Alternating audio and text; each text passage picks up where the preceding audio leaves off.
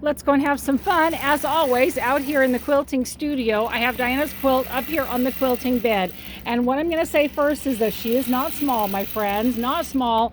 95 inches by 120 inches. She is making this for a wedding gift for her son.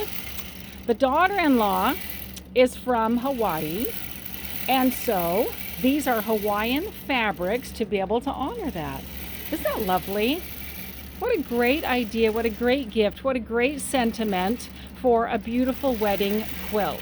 Now, there's a lot to say here. The design I'm putting on here is my hearts and loops, always lovely for a wedding quilt. The color I'm using in this beautiful variegated that incorporates all the colors that she has in the quilts right here. Now, because of the color out in this section of the borders, you're not really seeing the variegated. And initially I would kind of hesitate because of the color would just absorb everything from the variegated. But because of the lighter areas, you can see that plum and blue in the variegated, which is very nicely showing up. What a nice trend there. She also has, as you can see, quite the interesting backing fabric right here. She has put a lot of different pieces together. The top and the bottom both have the patchwork of the darker and lighter periwinkle blues. So that's happening at the top of the backing, and it's also happening at the bottom of the backing. Everything in the center of the backing is the darker periwinkle blue right here. She has, because of that, seams going all directions.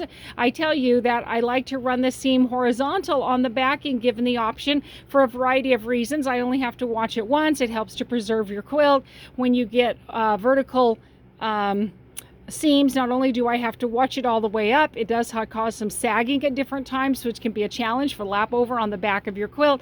And also, as you roll it up in the take-up bar, it can cause a lot of bulk right there and cause your quilt to stretch and lose integrity. So there's lots of reasons that I would prefer to do it horizontal, but sometimes I have to do it vertical. And in this case, I'm trying to balance the front of the quilt with the back of the quilt. So I didn't start exactly at the very top of the backing because I wanted to end about the same top and bottom. It's hard for me to balance top and bottom. It's no guarantee, but I'm trying to make it fairly close. So I started about halfway down the patchwork at the top, and hopefully we'll end up about halfway at the bottom. That's something that I checked for.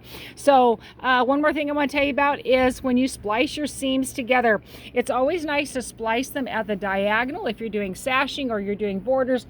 And every one of her borders and sashing has it spliced on the diagonal. And one of the great things about that is that your eye will move much more smoothly over the design if it's spliced at the diagonal. There are several of them that she has. Let's see if we can find another one real quick. Here we go, right here, splicing at the diagonal. And see, that's the point. You know, even I know they're even there, and I still have to search for them, but your eye will move more smoothly if you have them spliced at the diagonal. So take advantage of that. Questions, thoughts, put them down below. Let's start a conversation. Like and subscribe. Send a quilt over to Brenda's Quilting Studio. I take quilts by mail all the time and happy to help you out. Have an amazing quilty day.